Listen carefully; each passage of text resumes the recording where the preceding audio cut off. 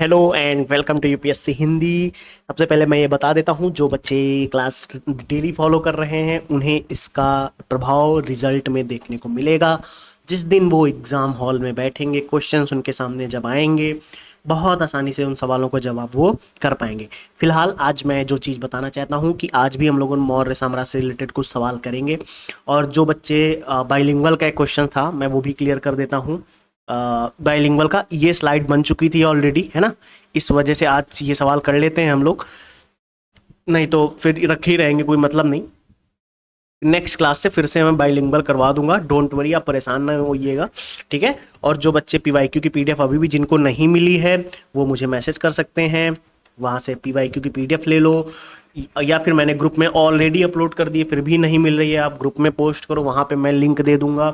और दूसरी चीज़, दूसरा अपडेट सबसे इम्पॉर्टेंट, कि अभी जैसे टॉपिक्स की संख्या धीरे धीरे बढ़ जाएगी, ठीक है। इस वजह से आप लोग कंटिन्यूसली बने रहिए। और एक डाउट अभी होगा कि अब मैं आज सामने दिख क्यों नहीं रहा हूँ, तो आज मेरे कमरे की लाइट थोड़ी सी गड़बड़ हो गई है, इस वजह से कोई मतलब नहीं कैमरा ऑन करने का। तो चलिए क्लास स्टार्ट करते हैं विदाउट वेस्टिंग द टाइम। चलो सवाल पढ़ो, क्या कह रहा है। निम्नलिखित में से कौन स्रोत मौर्यों के नगर प्रशासन का विस्तृत विवरण प्रस्तुत करता है। कौन सा स्रोत नगर प्रशासन के बारे में बताता है, कौन सा स्रोत नगर प्रशासन के बारे में बताता है। ध्यान रखना, मेगस्थनीज की इंडिका। मौर्य साम्राज्य के नगर प्रशासन के बारे में कौन बताता है, मेगस्थनीज की इंडिका, ठीक है। मौर्य काल में एग्रोनोमोई अधिकारी किस क्षेत्र से संबंधित था, बताओ।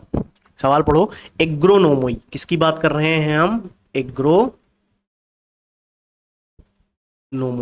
ठीक है। अब ये सवाल है आपके सामने। अब देखो, जैसे मान लीजिए नहीं पढ़ा होगा तो जबरदस्ती टिक करके भी नहीं आना है। इस तरीके के सवाल क्या होता है, अगर नहीं आ रहा है ना तो जबरदस्ती टिक करने की जरूरत नहीं है, ऐसे में गलत होने की संभावनाएं बढ़ जाती हैं, ठीक है। चलो बताओ, ऐसे फिर भी अगर आपने पढ़ा है तो बता सकते हो। एग्रोनोमी अधिकारी निम्नलिखित में से किस क्षेत्र से संबंधित था। तो ध्यान रखना, एग्रोनोमोई जो था वो मार्ग निर्माण से संबंधित होता था। किससे संबंधित होता था, मार्ग निर्माण से। और एक चीज मैं आपको बता देता हूं, मौर्य काल में जिले का जो प्रमुख होता था, जिले का प्रमुख, उसे पता क्या कहा जाता था मौर्य काल में, वो जो होता था वो आहारपति होता था। कौन होता था, आहारपति। इसी को ही एग्रोनोमोई कहा जाता था, ठीक है। ये सड़क निर्माण का प्रमुख अधिकारी था। माप तौल के अधिकारी को क्या कहा जाता था, कोई बताएगा। जो माप तौल का अधिकारी होता था, माप तौल का जो मापने का काम करता था, उसके अधिकारी को क्या कहते थे, चलो बताओ। उसके अधिकारी को क्या कहते थे ध्यान रखना, उसके अधिकारी को कहते थे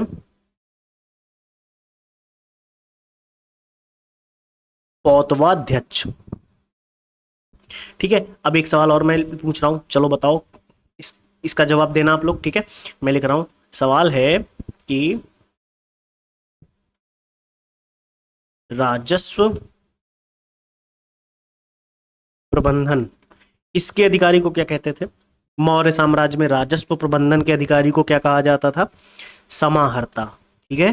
ध्यान रखेंगे, समाहर्ता, क्लियर। अच्छा एक सवाल और, चलो। जो खानों का अधीक्षक होता था, खानों का जो खान होते थे उनका जो अधीक्षक होता था, निरीक्षक करता मान सकते हो, है ना, जो चेकिंग करता था ऐसा समझ लो, वो अर्थशास्त्र के अनुसार उसे क्या कहा जाता था, उसे कहा जाता था आकाराध्यक्ष। क्या कहा जाता था, आकाराध्यक्ष, ठीक है। चलो नेक्स्ट सवाल, अर्थशास्त्र में खानों के अधीक्षक को क्या कहा जाता था। वेरी गुड, अब तो बता पाओगे ना, अकाराध्यक्ष। चलो पौतवाध्यक्ष अभी देखो हमने बताया ऊपर, चलो पौतवाध्यक्ष किसको कहते थे, माप तौल वाले को, क्लियर है। चलो वेरी गुड। मंत्रिपरिषद में निम्न में से कौन राजस्व इकट्ठा करने से संबंधित था। मौर्य मंत्रिपरिषद में कौन राजस्व इकट्ठा करने से संबंधित था, बता सकते हो। अभी देखो हम लोगों ने किया है ना, अभी देखो बताया ना आपको, वेरी गुड, समाहर्ता। चलो नेक्स्ट सवाल, मौर्यकालीन प्रशासकीय केंद्र समापा का समीकरण किससे किया जा सकता था। बता सकता है कोई? तो ध्यान रखना, जौगढ़ से। ठीक है, ठीक है, चलें आगे, चलें, चलो। कौन अशोक के शासनकाल में सौराष्ट्र का गवर्नर था? अशोक के शासनकाल में सौराष्ट्र का गवर्नर कौन था? चलो बताओ। तो ध्यान रखना, तुसास्प। सौराष्ट्र का गवर्नर कौन था? तुसास्प। ठीक है। अच्छा, ये किसके शासनकाल में गवर्नर था? ये था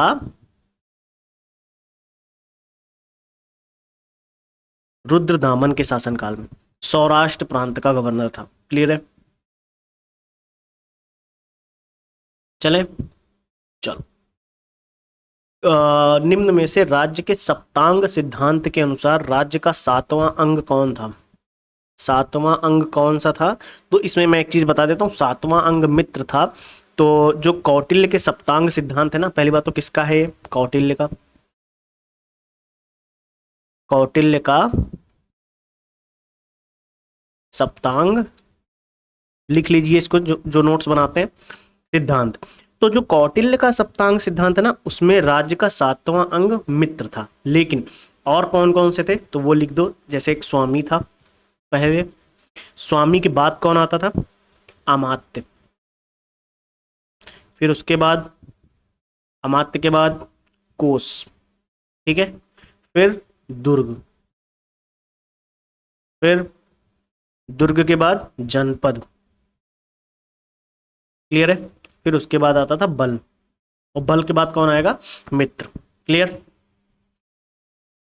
क्लियर? चलें आगे, चलो, वेरी गुड। कौटिल्य के अर्थशास्त्र में उल्लिखित संस्था शब्द, जो कौटिल्य की अर्थशास्त्र है, अ, उसमें जो संस्था शब्द का इस्तेमाल किया गया है, संस्था शब्द का इस्तेमाल, उसमें जो संस्था शब्द का इस्तेमाल किया गया है वो किससे संबंधित है? गुप्तचर व्यवस्था से। ठीक है, क्लियर है? ध्यान रखना, ठीक है, गुप्तचर व्यवस्था से संबंधित था। चलें आगे, चलो। नेक्स्ट क्वेश्चंस देखते हैं क्या है। सबसे पहले, आ, कौन समुद्र से समुद्र तक, बंगाल की खाड़ी से अरब सागर तक विस्तृत प्रथम साम्राज्य था? समुद्र से समुद्र तक, बंगाल की खाड़ी से अरब सागर तक विस्तृत प्रथम साम्राज्य कौन सा था?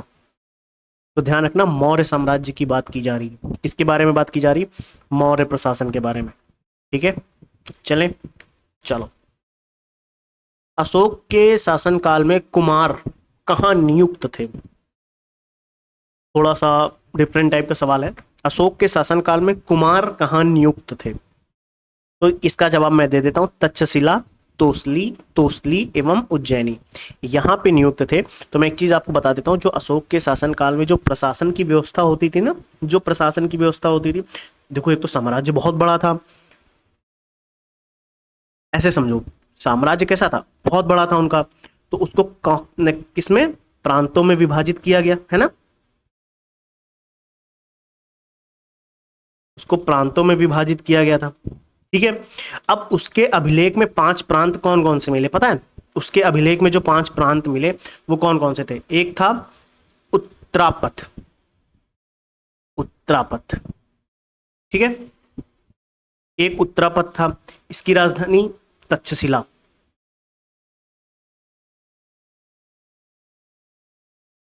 उसकी राजधानी तक्षशिला। दूसरा कौन सा था? दक्षिणापथ,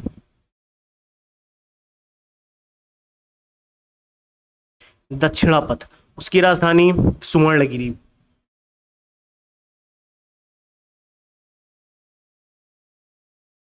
है ना? ऐसे ही अब अगला कौन सा था? जैसे एक और था, उसका नाम था अवंतिरट। क्या नाम था? अवंतिरट, है ना? ये उज्जैनी का है, उज्जैनी। ठीक है, उज्जैनी बोल सकते हो। अगला एक है कलिंग, कलिंग, यहाँ पे तोसली। ठीक है, फिर जैसे दक्षिणापथ सुवर्णगिरी मैंने आपको बताया। फिर ऐसे ही एक था प्राच्य या पूर्वी प्रदेश बोला जाता था उसको। क्या बोला जाता था? या तो प्राच्य बोल लो, अथवा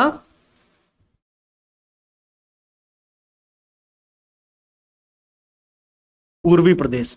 ये पाटलिपुत्र का, ठीक है। ये यहाँ पे पता, ये जितने भी प्रांत थे यहाँ पे राज्यपाल नियुक्त किए जाते थे। जो राजकुल से संबंधित होते थे, जो राजा से संबंधित होते थे, उनको ही यहाँ पे नियुक्त किया जाता था। अब जो राज्यपाल यहाँ नियुक्त किया जाता था उन्हें कहते थे, अब ध्यान से ये चीज आपको समझनी पड़ेगी, कई बार बहुत कंफ्यूजन हो जाता है, कुमार लोग पुत्र समझ लेते हैं, ऐसा नहीं। जो राज्यपाल नियुक्त होता था उसे कुमार, या कई बार देखोगे आर्यपुत्र, ठीक है, उन्हें कहा जाता था। क्लियर है? मतलब आर्यपुत्र कहा जाएगा या कुमार कहा जाता था। जैसे तक्षशिला, सुवर्णगिरी, तोसली, उज्जैनी, इस प्रकार के कुमारों की नियुक्ति यहां पे की जाती थी। क्लियर है?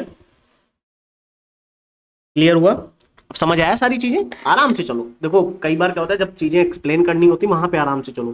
तो जिस दिन मैं बोलूं कि आप तेजी से सवाल लगाने हैं, उस दिन तेजी से सवाल लगाओ, क्योंकि अब देखो जैसे होगा कि अभी 11 मिनट हुए हैं, हम लोगों ने कुछ सवाल तो कर ही लिए हैं, 4-5 है ना। तो ये चीज कहीं ना कहीं अपने मन में रख के चलो कि थोड़ी सी चीजें स्पीड में रखनी पड़ती हैं एग्जाम के लिए। ठीक है, नेक्स्ट सवाल पे चले। चलो, नेक्स्ट सवाल क्या कह रहा है? राजुक। राजुक कौन होते थे? पता है राजुक किसे कहा जाता था? जो मौर्य शासन में जो अधिकारी होते थे ना, उनको ही राजुक कहा जाता था। समझ आया? जो मौर्य शासन में राजुक होते थे उन्हें ही अधिकारी कहा जाता था।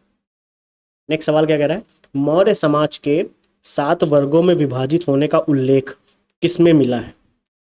मौर्य समाज 7 वर्गों में विभाजित था, ये उल्लेख कहाँ मिला है? हमें अशोक के शिलालेख में मिला है, पुराणों में मिला है, मेगस्थनीज की इंडिका में मिला है, या कौटिल्य के अर्थशास्त्र में मिला है? बताओ। मेगस्थनीज की इंडिका में मिला है, ये ध्यान रखेंगे, और इसको मैं थोड़ा सा एक्सप्लेन कर देता हूँ। जैसे देखो होता क्या था, जो सेल्युकस था उसका एक दूत था मेगस्थनीज, मौर्य के दरबार में आया। ठीक है, अब उस समय के भारतीय समाज का वर्णन उसने किस में किया? इंडिका में किया। सेल्युकस का दूत था ना, पता है, यूनानी शासक था, वहां का दूत था। कुछ चीजें ध्यान रखनी होती हैं, बहुत सिंपल सवाल भी कंफ्यूज कर देते कई बार, है ना। तो वहां से हमें ये पता चला, पहली चीज तो ये ध्यान रखना। ठीक है, उसने बहुत कुछ बताया कि जनता पूर्ण रूप से आत्मनिर्भर थी, भूमि बहुत उपजाऊ थी, लोग सादगी का जीवन व्यतीत करते थे, वहाँ के लोग बहुत साहसी होते थे, भारत के लोग वीर होते थे, सत्यवादी भी होते थे, और वहाँ की वेशभूषा बहुत साधारण थी, खाने में गेहूं तथा जौ प्रमुख थे, है ना, गेहूं और जौ ये चीज़ें प्रमुख थी। तो अब जैसे उनमें 7 वर्ग उसने कौन कौन से बताया, ऐसे ही सारी चीज़ें बताई उसमें। 7 वर्ग पता कौन कौन से बताए उसने? एक 7 वर्ग बताया दार्शनिक, उसने कहा कि दार्शनिक लोग होते थे। फिर एक उसने बताया कि दार्शनिक के साथ साथ कृषक लोग होते थे। फिर सात एक उसने तीसरा बताया कि अहीर लोग होते थे। ठीक है, फिर उसने चौथा क्या बताया? उसने बताया कारीगर लोग होते थे, एक कारीगर का वर्ग होता था। एक वर्ग उसने बताया सैनिक का वर्ग होता था। एक वर्ग होता था निरीक्षक का। क्लियर? एक वर्ग होता था सभासदों का। इसका वर्ग होता था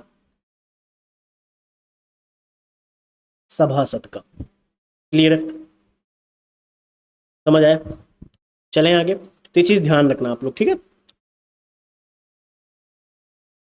चलो, अच्छा, किसके अनुसार भारत में दासता नहीं थी? पता है?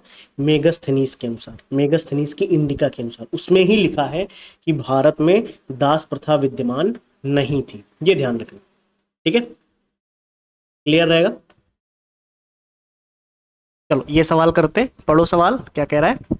कह रहा है कि कौन सा अभिलेख ऐसे 2 धान्यगारों का निर्माण का उल्लेख करता है जिनका संकट काल में उपयोग किया जा सके? मतलब किस अभिलेख में ऐसा बताया गया है कि 2 ऐसे धान्यगार थे जिनका यूज संकट काल में किया जाता था? बताओगे?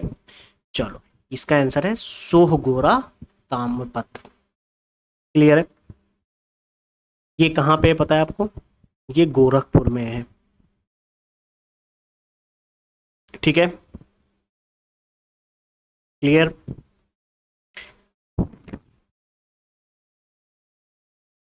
क्लियर है? अच्छा, इसका निर्माण किसने कराया था? हर्ष ने।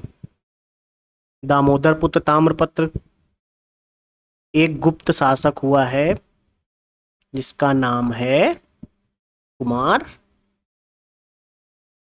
गुप्त। क्लियर, यानी इसका निर्माण कुमारगुप्त ने करवाया था। ठीक है, और जो ये पूना ताम्रपत्र है, ये इस पूना ताम्रपत्र का निर्माण किसने किया, बताएगा कोई? इसका चंद्रगुप्त ने, चंद्रगुप्त विक्रमादित्य। क्लियर। अच्छा, ये किससे संबंधित है? जैसे ये हर्ष से संबंधित है, ये कुमारगुप्त से संबंधित है, ये गोरखपुर में है। क्लियर है। अब जैसे ये पूना ताम्रपत्र है, चंद्रगुप्त विक्रमादित्य की एक पुत्री है प्रभावती गुप्त, ये उससे संबंधित है। ठीक है, चलें, चलो। सीताध्यक्ष का संबंध किससे था? सीताध्यक्ष, अर्थशास्त्र के अनुसार सीताध्यक्ष का संबंध किससे था? तो ध्यान रखना, सीताध्यक्ष का संबंध कृषि से था। और मैं आपको एक चीज बता देता हूँ, यहाँ पे कुछ चीजें याद करने के लिए बहुत जरूरी हैं, साथ में चलो कर लेते हैं, है ना। जैसे एक होता था जिसको कहते थे लक्षणाध्यक्ष, फिर एक होता था पौतवाध्यक्ष, ये आज हम लोगों ने देखा है ना। फिर एक होता था अकाराध्यक्ष, अकाराध्यक्ष। ठीक, फिर ऐसे ही एक और होता था जिसको हम कहते थे सीताध्यक्ष। क्लियर। फिर एक है जिसको हम लोग कहते थे विविताध्यक्ष।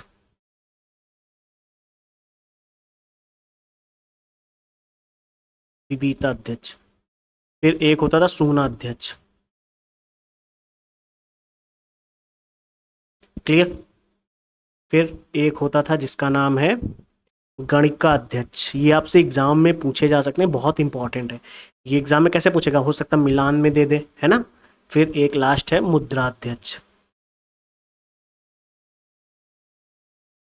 ठीक, ये हो सकता है मिलान में आपको दे दे, या फिर आपको दे दे एक ही नाम दे के पूछ ले, जैसे ये सवाल है। तो इसमें ये इंपॉर्टेंट क्या है, इसको ये किससे संबंधित था पता? जो लक्षणाध्यक्ष होता था ये मुद्रा व टकसाल, इसका अध्यक्ष होता था। और पता है एक चीज याद ध्यान रखना, अगर एग्जाम में आपसे पूछ ले तो ये ध्यान रखना, इसको सिक्के जारी करने का अधिकार होता था। क्लियर, इसको सिक्के जारी करने का अधिकार होता था, हाँ, लक्षणाध्यक्ष। ठीक है। अब जैसे पौतवाध्यक्ष एक होता था, ये बता चुके हैं, ये माप तौल से संबंधित था। क्लियर हो गया, है ना। अब अकाराध्यक्ष भी आज ही हम लोगों ने देखा है, ये किससे संबंधित था, ये खानों से संबंधित था, जो खान होती थी। क्लियर है। अभी सीताध्यक्ष भी हम लोगों ने देखा, ये किससे संबंधित था, ये कृषि से संबंधित था, है ना। तो ये चीजें याद करनी बहुत जरूरी है, इसीलिए कह रहे हैं इनको रिवाइज कर लीजिएगा। जैसे विविताध्यक्ष होता था, विविताध्यक्ष होता था चारागाहों का। जितनी देर मैं लिखता हूँ उतनी देर में आप एक दो बार बोल लिया करिए, ये चारागाहों का अध्यक्ष होता था। ठीक है। अब जैसे एक सूनाध्यक्ष होता था, सूनाध्यक्ष का मतलब क्या होता था, ये होता था बूचड़ खाने का अध्यक्ष, बूचड़ खाने का अध्यक्ष। अब जैसे एक गणिका अध्यक्ष होता है, ये वेश्याओं का निरीक्षक होता था, जो वेश्याएं होती थी ये वेश्याओं का निरीक्षक होता था। क्लियर हुआ। अब जैसे एक ये होता था मुद्राध्यक्ष, ये होता था पासपोर्ट विभाग का अध्यक्ष। क्लियर हो गया आपको? तो I think this point is clear. और ये चीज मैं बोल रहा हूँ, ये चीजें याद करनी है, ये स्लाइड लिख के नहीं रखनी है अपने पास, ये आपको एग्जाम में काम आएगी। प्लीज इस बात को समझना, और ये याद करने के लिए है। ठीक है, चलें आगे नेक्स्ट क्वेश्चन पे। चलो नेक्स्ट क्वेश्चन पे चलते हैं। क्या कह रहा है, सार्थवाह। सार्थवाह किसे कहते थे, कोई बताएगा सार्थवाह किसे कहते थे? तो ध्यान रखना, जो सार्थवाह व्यापारियों के जो काफिले होते थे उनको कहा जाता था। सार्थवाह किसे कहा जाता था, जो व्यापारियों के काफिले होते थे। क्लियर है। देखो अब उस समय कोई ऐसे बहुत हाईवे तो बने नहीं होते थे, पक्की सड़क हो, है ना, रास्ता बहुत कच्चा होता था, दुर्गम होता था। तो व्यापारी काफिलों के रूप में यानी सार्थवाह के रूप में व्यापार करते थे या एक साथ चलते थे। ठीक है, अब इस सार्थ में बहुत अलग अलग तरीके के लोग रहते थे, इनका एक समूह होता था, इन सार्थवाहों का एक प्रधान भी होता था, पता है। ठीक है, चलो अब एक सवाल है, मैं एक देता हूं आपको एक सवाल, जैसे चलो आगे ही बताते हैं, सवाल लिखा भी हुआ है। अदेव मात्रक, अदेव मात्रक भूमि से क्या तात्पर्य है, वेरी इंपॉर्टेंट सवाल है, बताओ। अदेव मात्रक भूमि पीसीएस में आया है, अदेव मात्रक भूमि से क्या तात्पर्य है। वो भूमि जिसमें बिना वर्षा के अच्छी खेती होती हो, ये ध्यान रखना, जिसमें बिना वर्षा के अच्छी खेती हो जाए, है ना। ठीक है, अच्छा अगर मैं आपसे कहूं द्रोण, मौर्य काल में जो द्रोण होती थी ये क्या होती थी, बताओगे, कोई बताएगा, क्लियर है। अनाज जो होता था ना उसको मापने की इकाई होती थी, अनाज माप की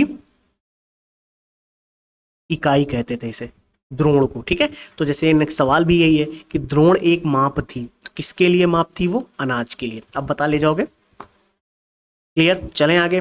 चलो नेक्स्ट सवाल देखो, देवनागरी लिपि का प्राचीन रूप क्या है, पता है, ब्राह्मी, है ना। प्राचीन रूप कौन सा है, ब्राह्मी। अच्छा, मौर्य साम्राज्य में अधिकांश जो भी अभिलेख हमें मिले हैं, ज्यादातर जो भी इंस्क्रिप्शन हमें मिले हैं वो किस में मिले हैं, ब्राह्मी लिपि में मिले हैं। ठीक है, अगर सवाल आपसे ये आ जाए कि किस लिपि को, मतलब किस लिपि को हम आधुनिक देवनागरी लिपि का प्राचीनतम रूप कहते हैं, तो ब्राह्मी लिपि को कहते हैं, है ना। चलें आगे, चलो सांची का स्तूप किस शासक ने बनवाया था, कोई बताएगा, सांची का स्तूप किस शासक ने बनवाया था। सभी को पता है, ज्यादातर लोगों को पता होगा, अशोक ने बनवाया था, है ना। क्लियर है। अच्छा एक सवाल और,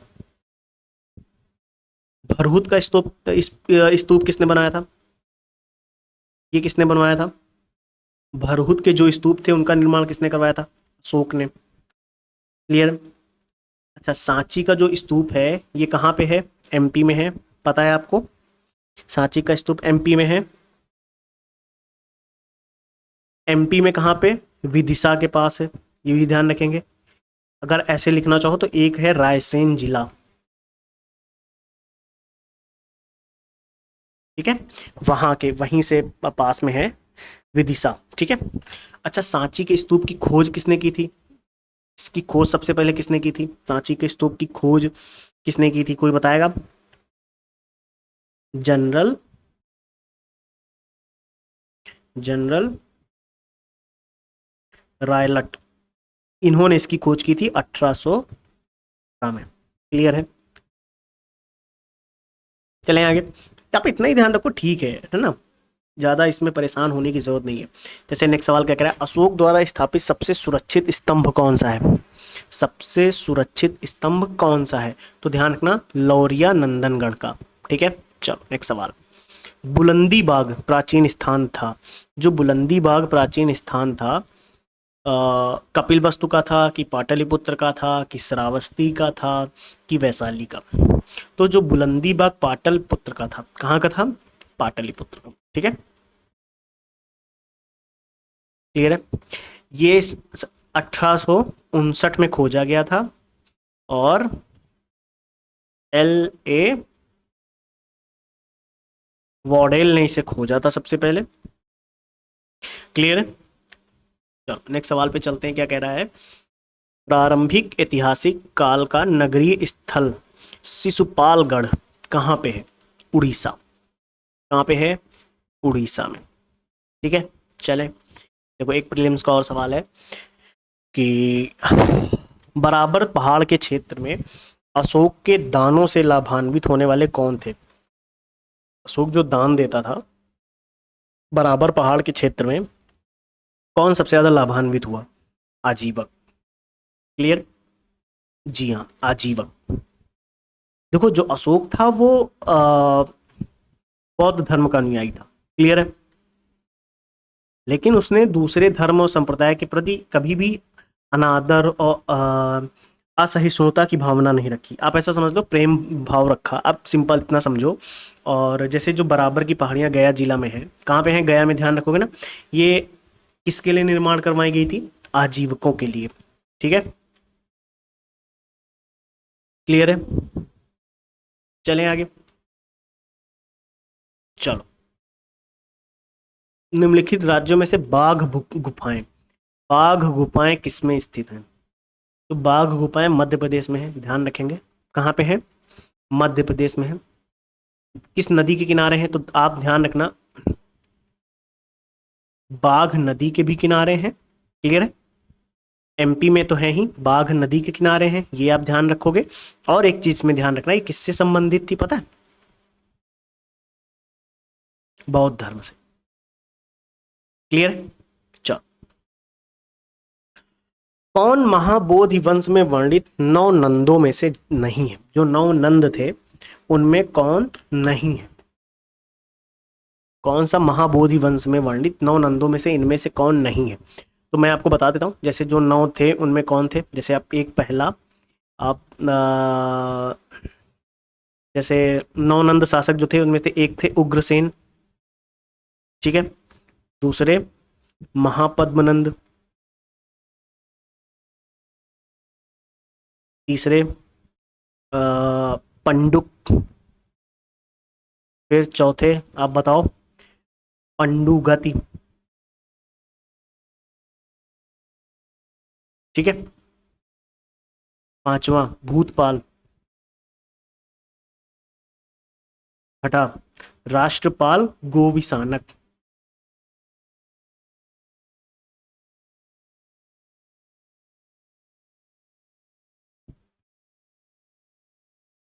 सातवां, सातवां थे दशा सिद्धक। दशा सिद्धक। बेटा याद नहीं होते ये नाम, इसीलिए मैं कह रहा हूं याद करते चलो, धीरे धीरे दो तीन बार बोलोगे तो याद होंगे। एक थे कैवर्थ, और नौ में कौन थे? घनानंद। ये थे नौ महानंद। ठीक है, नौ नंद थे महाबोधि वंश में जो वर्णित हैं, है ना? तो इनमें गोविसानक भी देखा हम लोगों ने, कैवर्त भी देखा, दस सिद्धक भी देखा, महानंदिन नहीं है। तो डी आंसर हमारा सही हो जाएगा। क्लियर है? चलो, नंदों का उल्लेख करने वाला प्राचीनतम अभिलेखीय प्रमाण कौन सा है? नंदों का उल्लेख करने वाला प्राचीनतम अभिलेखीय प्रमाण कौन सा है? चलो बताओ, अभिलेखीय प्रमाण कौन सा है? तो ध्यान रखना, खारवेल का हाथी गुम्फा अभिलेख जो है, उसमें नंदों का उल्लेख किया गया है। ठीक है, ठीक है। चलें नेक्स्ट सवाल देखो, मौर्य काल में तक्षशिला के प्रसिद्ध जो शिक्षा के केंद्र के द्वार किन वर्णों के लिए खुले थे? कोई बताएगा? तो ध्यान रखना, ब्राह्मण, क्षत्रिय, वैश्य, तीनों के लिए थे। ठीक है, अब एक जैसे जातक कथा की अगर बात करोगे तो उसमें कहीं आपको देखने को मिलेगा कि 103 विद्यार्थी ऐसे थे जो धनुर्विद्या की शिक्षा प्राप्त करते थे। किसकी शिक्षा प्राप्त करते थे? धनुर्विद्या की शिक्षा प्राप्त करते थे। तो ये इस तरीके के सवाल हैं, मतलब आप इतना लोड मत लेना इन सवालों के लिए। ठीक है, ये सवाल आते रहते हैं, लेकिन कोई बात नहीं, जितने हम करा रहे हैं बस आप उतने करते चलो, बाकी आप तो प्रैक्टिस कर ही रहे हो, ये चीज ध्यान रखना। ठीक है, जैन धर्म के प्रति भारी झुकाव किसका था? मतलब जैन धर्म को कौन सबसे ज्यादा मानता था? ठीक है, तो खारवेल, ये ध्यान रखना। ये जैन धर्म का अनुयायी था। ये आप एक चीज ध्यान रखना, ये जैन धर्म का अनुयायी था। ठीक है, जैन साधुओं को संरक्षण भी प्रदान प्रदान करता था, और इसने बहुत सारे संरक्षण के निवास स्थान भी बनवाए थे। जो हाथी गुम्फा का लेख है ना, उसका उद्देश्य क्या था? उदयगिरी पहाड़ी पर बनवाए गए भिक्षु आवासों को एक सुरक्षित स्थान देना। क्लियर है? क्लियर? चलो, रंग महल संस्कृति संबंधित है किससे? तो ध्यान रखना, रंग महल संस्कृति कुषाण से संबंधित है। क्लियर है? किससे संबंधित है? कुषाण से संबंधित है। फिलहाल इतना ध्यान रखो बस, ठीक, वन लाइनर है, कोई दिक्कत नहीं। किस राजवंश को भारत में पहली बार सोने का सिक्का जारी करने का श्रेय दिया जाता है? इंपॉर्टेंट सवाल, पता होगा कुषाण को, है ना?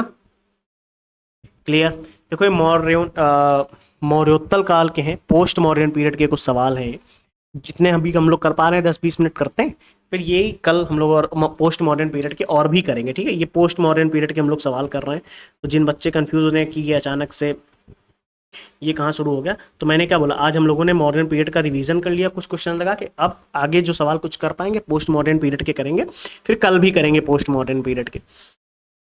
पुष्यमित्र शुंग द्वारा 2 अश्वमेध यज्ञ किए जाने के बारे में जानकारी किस लेख से मिलती है? यानी पुष्यमित्र शुंग ने 2 अश्वमेध यज्ञ किए थे, उसकी जानकारी हमें किससे मिलती है? तो ध्यान रखना, अयोध्या लेख से। किससे मिलती है? अयोध्या लेख से। अच्छा, पुष्यमित्र शुंग के बारे में आपको पता होगा, 184 से 75 ईसा पूर्व की बात है, ठीक है। क्लियर है? क्लियर, चलें, चलो नेक्स्ट सवाल कह रहा है, प्राचीन भारत में यानी एंशियंट इंडिया में साहित्यिक इतिहास में, यानी जो लिटरेरी हिस्ट्री है जो हमारी, उसमें पाणिनि और पतंजलि ख्याति बहुत नाम है उनका, ठीक है। कह रहा है मतलब प्राचीन भारत में पाणिनि का बहुत नाम है, पतंजलि का बहुत नाम है। किस राजवंश के समय में फले फूले? ये पतंजलि और पाणिनि किसके राजवंश में बहुत इन्होंने नाम कमाया? तो ध्यान रखना, शुंग के, ठीक है। क्लियर, चलें आगे। वेरी गुड, चलो। शुंग कला के संबंध में क्या सही नहीं है, यानी शुंग जो कला थी उसके संबंध में क्या सही नहीं है? तो क्या सही नहीं पूछा है। देखो, इस शुंग कला में जातक कथाओं का अंकन है, बिल्कुल है। लोक धर्म का अंकन है, बिल्कुल है। गौतम बुद्ध के जीवन से संबंधित घटनाओं के बारे में कहा गया है उसमें, हाँ। बुद्ध के मनुष्य रूप का अंकन किया गया है, नहीं, ये नहीं है, ठीक है। ये चीज ध्यान रखना। अच्छा,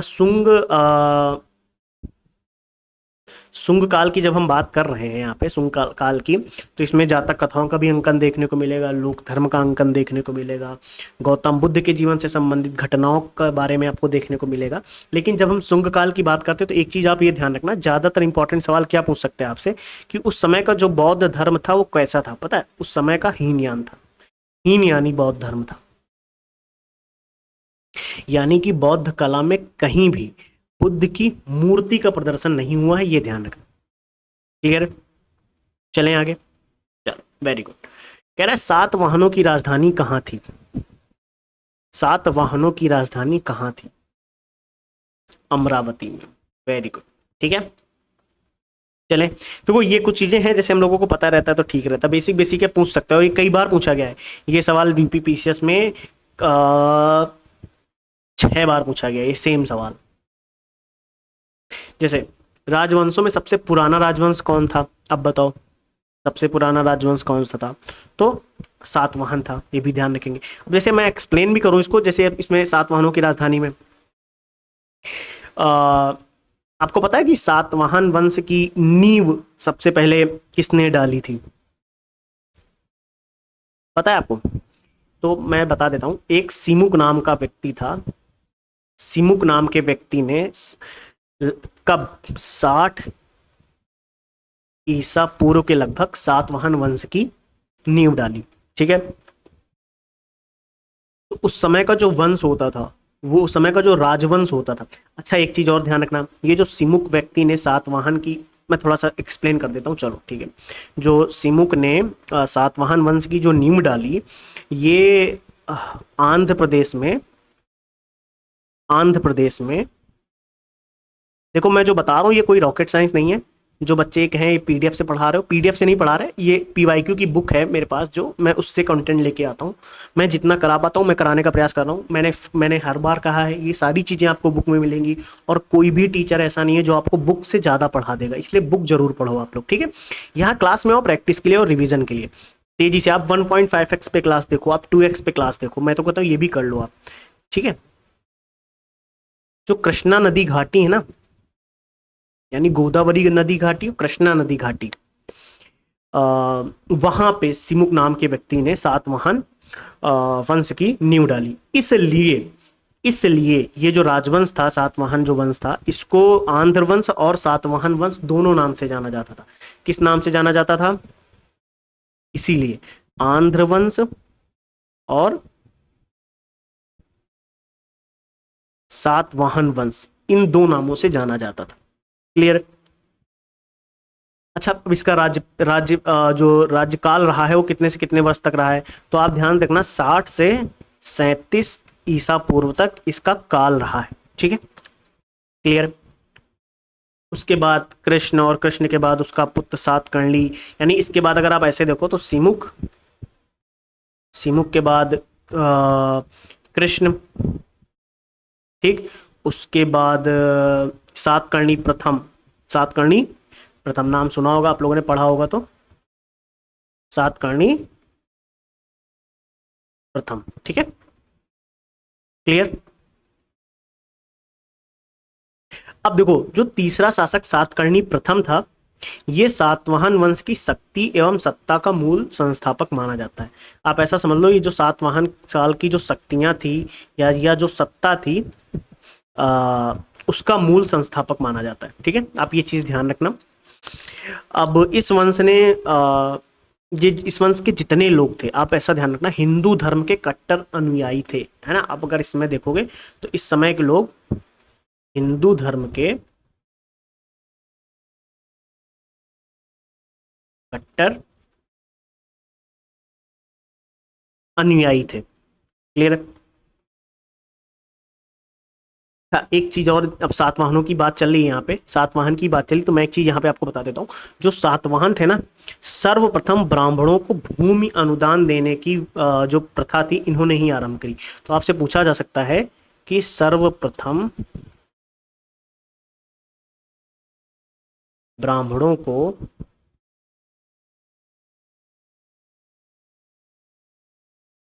भूमि अनुदान देने की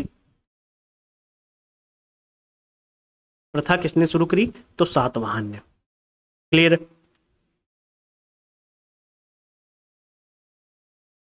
क्लियर। अब एक चीज जैसे आपको ध्यान रखना है आपको, कि इसी में इस तरीके के स्टेटमेंट वाले सवाल आपसे पूछेगा तो आपकी तैयारी है, आप हुक कर लोगे। ठीक है, जैसे शक छत्रप सातवाहन काल में स्वर्ण एवं रजत सिक्कों का अनुपात क्या होता था, तो ध्यान रखना 1:10 का चलता था उस समय। यानी कि आप ऐसा समझ सकते हो, चांदी की सिक्कों को ठीक तौल से, मतलब एग्जैक्ट तो मुझे भी इसका नंबर नहीं याद, लेकिन 34 से 36 ग्रेन कुछ होता था। बुक में मिल जाएगा आपको, बुक में देखोगे उसमें लिखा होगा। लेकिन फिर भी अगर आपसे ये सवाल दोबारा रिपीट हो, क्योंकि ये 2 बार पूछा गया है, तो आप ये ध्यान रखना कि सातवाहन काल में स्वर्ण एवं रजत सिक्कों का जो अनुपात था वो 1:10 का था। ठीक है, चलो नेक्स्ट सवाल क्या कह रहा है कि भूमिदान का प्राचीनतम साक्ष्य किसके अभिलेखों में मिला है। तो अभी हम लोगों ने देखा ना, सातवाहन ने सबसे पहले शुरू किया था भूमि अनुदान। तो अगर अभिलेख की बात करें तो प्राचीनतम साक्ष्य सातवाहन के अभिलेख से मिला है, लेकिन सातवाहन का वो कौन सा अभिलेख था, तो आपको पता है, सातकर्णी, है ना, सातकर्णी प्रथम, है ना। इसके बारे में भी देखो मैंने बताया, इसकी रानी यानी सातकर्णी प्रथम की रानी, जिसका नाम था नागानिका,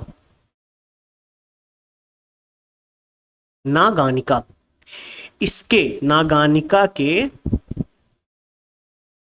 नाना घाट अभिलेख से सबसे पहले ये पता लगता है कि भूमि अनुदान की बात हुई थी। ठीक है, क्लियर। अच्छा, अगर एक सवाल आपसे और पूछा जा सकता है, पता है सवाल ये पूछा जा सकता है कि किस वंश के राजा मात्र नामों से लक्षित होते थे, यानी माता के नाम से जाने जाते थे। तो सातवाहन के जैसे मात्र नामों से लक्षित होते थे, मात्र नामों से लक्षित का मतलब जैसे माता का नाम आगे लगता है, जैसे गौतमी पुत्र सातकर्णी, नाम सुनो आप, गौतमी, वेट, गौतमी पुत्र सातकर्णी। ठीक है, जैसे माता के नाम से जाने जा रहे हैं, देख रहे हो। अब एक नाम आप देखोगे,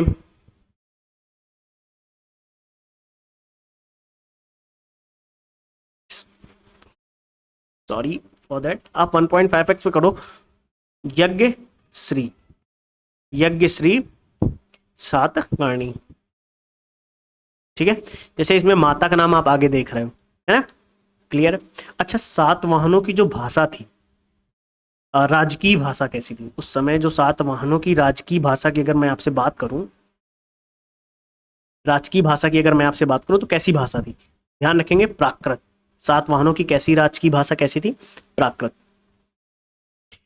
किस राजवंश के शासकों ने शीशे के सिक्के चलाए? तो सातवाहन, ठीक है, ये ध्यान रखेंगे आप लोग। तो अब अगला सवाल बताओ, सातवाहनों की राजकीय भाषा प्राकृत। किस राजकुल के राजा अपने मातृ नामों से जाने जाते थे? सातवाहन। किन राजवंशों ने शीशों के सिक्के चलाए? सातवाहन। अब समझ आ रहा है कैसे सवाल होते हैं? ऐसे ही होते हैं। इस सातवाहन राजा ने स्वयं एक ब्राह्मण की उपाधि धारण की? तो ध्यान रखना, गौतमी पुत्र सातकर्णी ने, इसका शासनकाल अगर आप देखो तो 106 से 130 ईसा पूर्व के लगभग था, है ना। इसने एक ब्राह्मण की उपाधि धारण करी थी, ठीक है। क्लियर? क्लियर? ये सातवाहन का 23वां, ये भी ध्यान रखेंगे अगर पूछ ले आपसे, 23वां शासक था, 23वां सबसे महान शासक कहलाया। इसने शकों को हराया, दर्प सस्ती शासकों के घमंड को भी चूर किया इसने। अब इनकी माँ बलश्री के नासिक प्रशस्ति से मिलती है, ये भी ध्यान रखना। लेकिन खैर इतना उसमें जाने की जरूरत नहीं है, आप बस इतना ध्यान रखो अभी फिलहाल के लिए, बाकी जो आपके नोट्स में है वो पढ़ते रहो। वो प्रथम सातवाहन राजा कौन था जिसने सिक्कों पर राज सिर अंकित करवाया? इंपॉर्टेंट सवाल है, ध्यान रखना कि किसने सिक्कों पर राज सिर अंकित करवाया? तो गौतमी पुत्र सातकर्णी, ठीक है। क्लियर? अब देखो ये सवाल मैं इसलिए करा रहा हूँ ताकि प्रैक्टिस आपकी बनी रहे। आज हम लोगों ने कई सवाल किए है ना, कम सवाल नहीं किए, ठीक ठाक सवाल किए, 1 घंटा भी हुआ भी नहीं है। तो मैं ये चाहता हूँ कि आज मेरा कैमरा भी नहीं चल रहा है, मतलब लाइट भी सही नहीं है, इस वजह से मैं ये क्लास बहुत लंबी आज नहीं लेना चाहता, क्योंकि आपसे इंगेजमेंट जब तक कैमरा नहीं ऑन होता मैं नहीं कर पाता हूँ, उतना अच्छे से होता नहीं है। मतलब मुझे लगता है कि मैं सिर्फ लैपटॉप के सामने बैठा हुआ हूँ, कैमरा ऑन होता है तो मैं खुद को भी देख लेता हूँ, तो मुझे लगता है कोई बालक बैठा हुआ है तो ठीक है, तो आप लोग एक काम करना सबसे पहले कि कल हो सकता है आपको 2 क्लासेस मिले। एक क्लास मिलेगी जो मेंस के डाउट्स के लेकर होगी, ठीक है, मेंस के डाउट्स को लेकर होगी सारी चीज़ें, कि मेंस भी आ रहा है आपका और प्रीलिम्स भी है। आरओ का मेंस बहुत लोग पूछ रहे हैं मुझे मैसेज कर करके, बहुत लोगों ने मैसेज किया है आरओ के मेंस के लिए, और पीसीएस के मेरे पास कम से कम 95+ बच्चों के मैसेज आए, आप विश्वास नहीं मानेंगे। मुझे उम्मीद नहीं थी इतने सारे बच्चे मुझसे डाउट पूछेंगे, क्योंकि शायद आपको भरोसा है मुझ पर कि मैं सही गाइड करूंगा, लेकिन कहीं ना कहीं मैं जो गाइड करता हूँ बच्चों को पसंद नहीं आता, क्योंकि मैं सच बोल देता हूँ कहीं ना कहीं। तो उस वजह से ध्यान रखना, जिन बच्चों के मेरे पास मैसेज आए ना कि सर पीसीएस के मेंस के लिए क्या करें, तो इसकी कल आपको एक ऐसी क्लास मिलेगी ना कि आपकी आंखें खुल जाएंगी, आपको वो ट्रुथ पता लगेगा मेरे दोस्त, आपको वो सच्चाई पता लगेगी जो आपसे छुपाई जाती है, कई बार, बहुत बार छुपाई जाती है, और बहुत बार नहीं इसलिए भी बताई जाती है क्योंकि शायद आपको ये बात कड़वी लगे, लेकिन मैं एक लाइन लिखूंगा, आप ये लाइन वाकई में कड़वी है।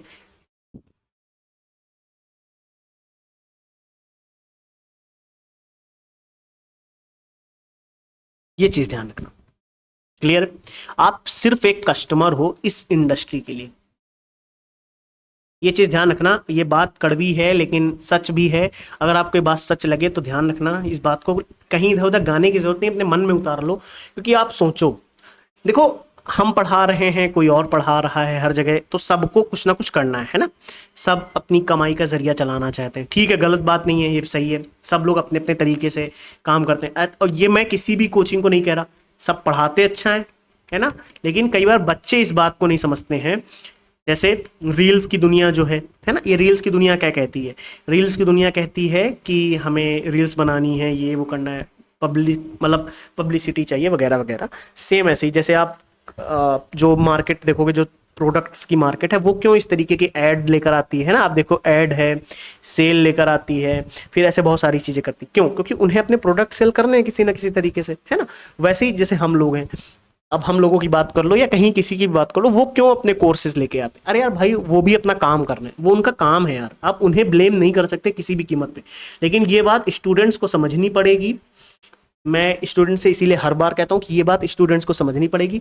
जो कोई भी पढ़ा रहा है वो अच्छा पढ़ा रहा है, पहली बात तो ये ध्यान रखना। लेकिन आपको ये चीज़ ध्यान रखनी है, आपको ये चीज़ ध्यान रखनी कि आपकी तैयारी किस लेवल पे है। आप मार्केट के चक्कर में तो नहीं हो। मार्केट चक्कर में इन द सेंस आपने एक कोर्स ले लिया है ना, एक जगह ज्वाइन हो ना, आप दूसरा कोर्स ले चुके हो। चलो मान लीजिए एक जगह आपने जीएस का लिया, एक जगह आपने ऑप्शनल का ले लिया, अगर जो यूपीएससी की तैयारी कर रहे हैं, एक जगह आपने टेस्ट सीरीज ज्वाइन कर ली है, ठीक है, एक जगह आपने मान लीजिए किसी और सब्जेक्ट के नोट्स आपको अच्छे लगे, आपने वो ले लिए। लेकिन अगर आपने यहां से हिस्ट्री ली है ना, तो अब आप जाके कहीं हिस्ट्री तो मत ढूंढो यार। अगर आप अब भी जाके हिस्ट्री ढूंढ रहे हो, और वो क्यों ढूंढोगे पता है, यूट्यूब पे वीडियो देख के। आपने यूट्यूब पे 1000 वीडियो किसी के देख लिए, अरे वाह क्या बताता है यार, ये तो बहुत बढ़िया बताता है, बहुत बढ़िया बताता है, चलो इसके ले लेते हैं। जो पहले थे आपने उनको हटा दिए। ये गलती, ये है कस्टमर, इसलिए आप कस्टमर बन जाते हो। बल्कि आप कस्टमर नहीं, आप विद्यार्थी हो, ये चीज ध्यान रखना। कोई टीचर नहीं चाहता, जैसे मैं कभी नहीं चाहूंगा कि आप 10 जगह जाके खरीदो, है ना, मैं कभी नहीं चाहूंगा। कहीं और आप पढ़ोगे तो वो भी नहीं चाहेगा आप 10 जगह जाके चीजें खरीदो, वो चाहेगा कि एक ही जगह उसका कवर हो जाए। वैसे मैं भी चाहता हूँ एक ही जगह आपका कवर हो हर चीज। लेकिन आप क्या गलती करते हो, जैसे आपने आज मेरा वीडियो देखा, कल किसी और का देखा जाके, फिर आपने एक दिन और किसी का देख लिया। मेरे से आपने 5 पॉइंट सुने, यहाँ से भी आपने 5 पॉइंट सुने, यहाँ पे किसी ने आपको 10-12 पॉइंट बता दिए, तो आपको लगेगा यार इन्होंने कम बताया, इन्होंने भी कम बताया, इन्होंने ज्यादा बता दिया। तो आप यहाँ पढ़ रहे थे ना अभी, यहाँ से छोड़ के यहाँ चले गए। आप यहां पढ़ रहे थे ना अभी, यहां से छोड़ के यहां चले गए। ऐसा नहीं ये गलत पढ़ाएगा, लेकिन आप सोचो, आप यहां से यहां तक कवर करके आ चुके हो ना, इतना कवर कर चुके हो, अब ये फिर से आपको उतना कराएगा। अब ये जो भाई साहब होंगे, ये फिर से आपको शुरू से कराएंगे। तो ये समय आपका गया कि नहीं गया, ये चीज है। इसके लिए मैं कहता हूं आप खुद रिवीजन कर लो, इतना इससे बेटर तो है ना। तो इसलिए मैं कहता हूं बात को थोड़ा समझो प्लीज। ये मैं आपके हित की बात कर रहा हूं, कोई ऐसा नहीं कहेगा, ठीक है। इस चीज को आप ध्यान रखना। फिलहाल की आज की क्लास में मैं इतना ही रखता हूं। कल मेंस के आपके सारे डाउट्स कवर हो जाएंगे, डोंट वरी, ठीक है। जो बच्चे हैं सारे डाउट्स, एक तरफ से सारे डाउट्स कवर होंगे, ठीक है। चलिए, और मस्ती से पढ़ाई करो।